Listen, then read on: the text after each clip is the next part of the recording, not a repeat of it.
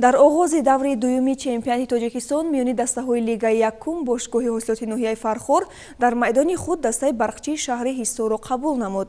Ҳамчунин ду тими вилояти Хатлон, Паншер ва Саройкамар барои дарёфти имтиёзҳои марҳилаи аввали мусобиқоти кишвар мубориза бурданд.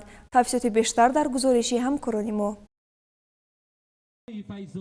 пеш аз оғози даври дуюми чемпионати ҷумҳурии миёни дастаҳои Лигаи Якум бо иштироки намояндагони Федератсияи футболи Тоҷикистон ва Федератсияи футболи Хатлон дар маросими тантанавӣ ба бозингарони дастаи Паншери ноҳияи Ҷалолиддини Балхӣ ки дар мавсими гузаштаи чемпионати соли 2020 байни 12 даста зинаи сеюмро ишғол намуда буд, медалҳои биринҷӣ тақдим карда шуд. Ёдовар мешавем ки дастаи Паншер дар мавсими имсола бо як омодагии ҳамаҷониба ва нақшаву ниятҳои хеле зиёд, яъне баромадан ба Лигаи олии футболи мамлакат дар мавсими имсола ҳунарнамоӣ менамояд. Баъди анҷоми акси хотиравӣ, майдондори миёни дастаи Паншери ноҳияи Ҷалолиддини Балхӣ ва Саройкамари ноҳияи Панҷ шурӯъ гардид.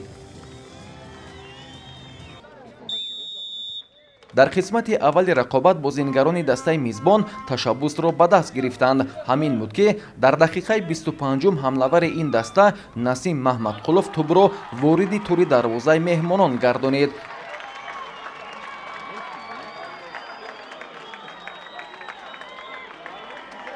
бо гузораи расу 2 дақиқаи дигар ниммуҳофизатгари дастаи Паншер рақами 8 Маҳмуд Ғайуров як имконияти барояш мусоид фароҳам овардаро моҳирона истифода бурда голи дуюми тимашро дохили дарвозаи Саройкамар намуд.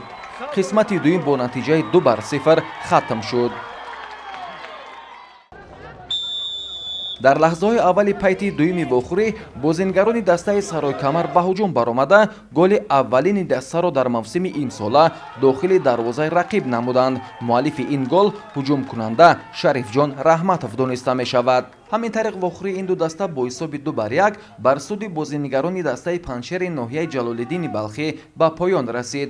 барои тими Саройкамари ноҳияи Панҷ ин дуюмин шикаст дар мавсими нав ба ҳисоб меравад.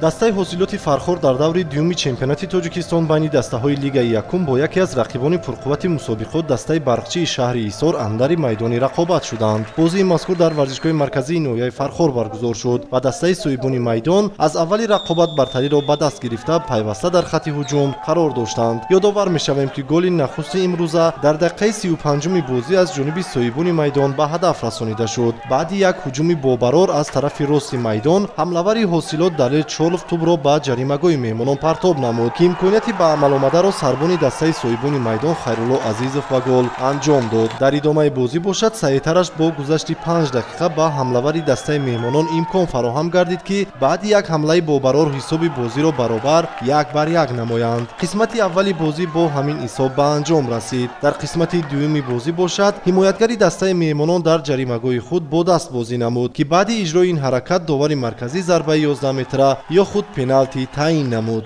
имконияти мазкурро боз ҳам Хайрулло Азизов бобарор анҷом дода голи дуюми худро дар бозии имрӯза ба самар расонид. дар идомаи бозӣ ҳар ду даста имкониятҳои хуби голзаниро созмон доданд ва дар ниҳоят дар дақиқаи 85-уми бозӣ ҳамлавар Муҳсин Маъдуллоев баъди ба майдон омадан аз курсии эҳтиётӣ голи сеюми дастаро вориди дарвозаи рақиб намуд.